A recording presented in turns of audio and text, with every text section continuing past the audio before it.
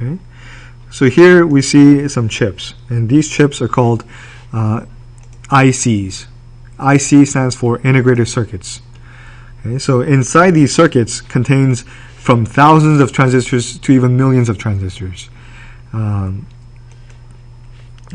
Each chip will process the signal in the high frequency state. So these could be high frequency circuits, or some of the chips which are actually on the other side of this board. So if we remove this cover, we can actually see so here you can see that underneath we have the PCB board, the printed circuit board, and we can see more chips under here, and it's actually protected by this cover. So we see some of the chips here, and some of these chips are the ADC, the analog to digital converter. Some other chips are DAC, the digital to analog converter.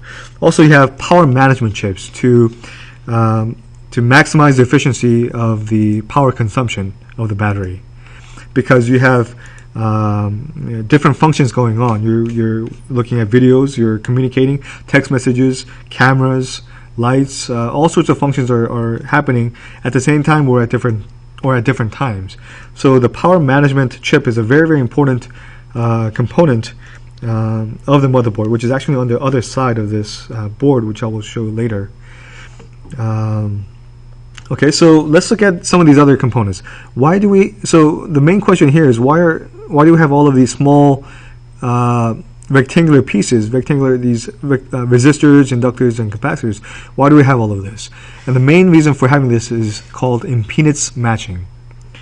Impedance matching controls the flow of the currents, controls the flow of the signals, so that the maximum amount of the signals will flow into and out of these chips. Okay? So impedance, as the word sort of indicates, it impedes the flow of current. So if you have high impedance, you will block the current. Low impedance, which will allow the currents to flow more easily. So resistor is also an impedance. Okay? A resistor, as the name implies as well, it will resist the flow of current.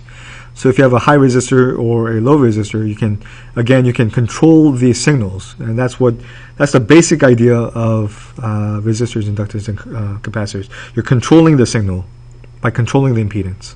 Okay. All right. So I'll take apart the front part here and look at some more of the chips underneath. All right. So here, let's see.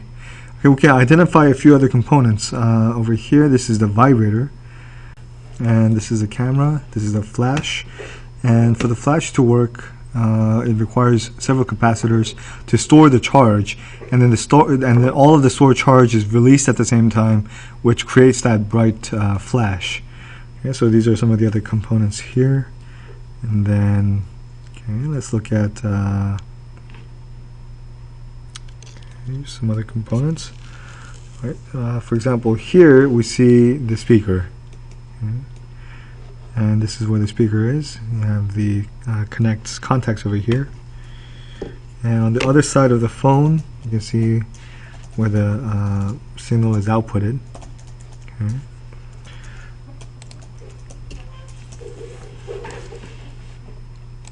Okay. So if we go back to the motherboard, we can flip this over. We can actually disconnect this protective cover, leaving us with this board here. Okay. And in the vibrator that we saw before, we see the plus and minus contacts. And these are the positive and negative contacts here. All right, and here we see the other side of the motherboard. We see more chips here, and this main chip, most of the main chips are protected by a metallic cover for electrostatic discharge, ESD. So what that is if there's a lot of charge, for example, a lot of charge could surge through the motherboard and could damage the chips. For example, lightning is a lot of charge that surges through a building, could surge through your house, the electronics, and it can destroy some of the electronics. And therefore you need surge protectors. Similar thing here. In order to protect the chips, we need this kind of metallic cover. Okay? And if this does come into contact with a lot of charge, then the charge is distributed around this the surface of the metallic cover, therefore protecting the chip underneath. Okay, here we have more chips with matching impedance networks surrounding it. A chip has many inputs and outputs, so you have several different passive components for impedance matching here. Right, and the main chips on this board are used for signal processing, for power management, and it's basically the CPU of the smartphone. Okay? And they're all encased underneath these metallic covers. One last thing to look at here are these traces. Okay, you can see these thin traces going from chip to chip, going through resistors, and so on. These traces are called transmission lines. And basically, you cannot connect one end of this line with the other end using a wire. A wire is considered a short, but these transmission lines are specifically designed. The width of the transmission line is specifically designed for the frequency of operation, for the thickness of the board, and what the board is made of. So the material of the board. All of those factors go into designing the width of these transmission lines. So that's an important factor in these motherboards. Okay. I hope you learned a lot in this video, and we'll upload more videos on the theory of how these boards work.